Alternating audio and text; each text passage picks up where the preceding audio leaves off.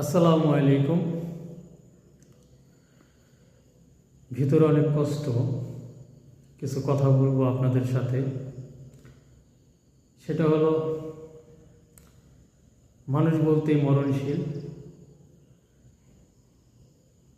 আসার সিরিয়াল আছে, যাওয়ার কোনো সিরিয়াল নেই। যখন ছোট ছিলাম তখন বুঝতাম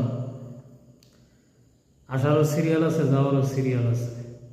আমার বড় যারা বাবা মা, বড় ভাই, তারা আগে যাবে, পরে আমি যাব। কিন্তু সেই ঘোর কেটে এখন কনফার্ম, বোঝার পরে এখন সবাই কনফার্ম যে আসার সিরিয়াল আছে, যাওয়ার কোনো সিরিয়াল নেই।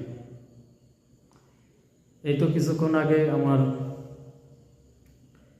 মেজু চাচার মেয়ের জানাজা দিয়ে আসলাম।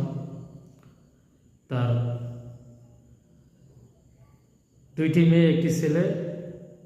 ছেলের প্রায় বয়স 17-18 চলছে। আগামীকাল তার এসএসসি পরীক্ষা। গত শুক্রবার রাত্রে স্ট্রোক করছে।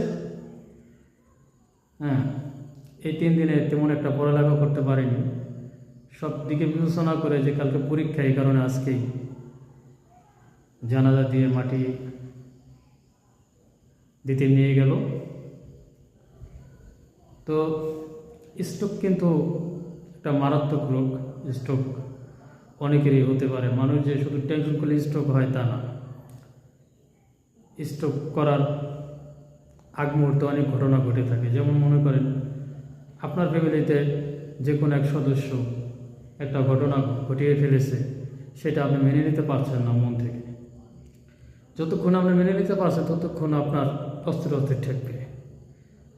তাই আমি বলবো, যত বড় ঘটনাই হোক,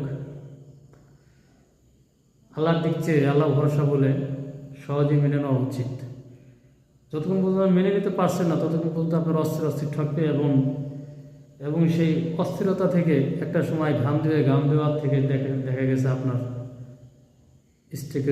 স্ট্রোকের ঝুঁকিপূর্ণতা বেড়ে যাবে। আর রাগটা যত কন্ট্রোলে রাখতে পারবেন, যে কোনো ঘটনা সহজে মেনে নেবেন, ততই আপনার স্ট্রোকের ঝুঁকিপূর্ণ অনেক কম। স্ট্রোকের ঝুঁকিটা অনেক কম থাকে সহজে মেনে নিলে যে কোনো ব্যাপার। তো সবাই আমার বোনের জন্য দোয়া করবেন, এবং তার একটি ছেলে, 2টি মেয়ে।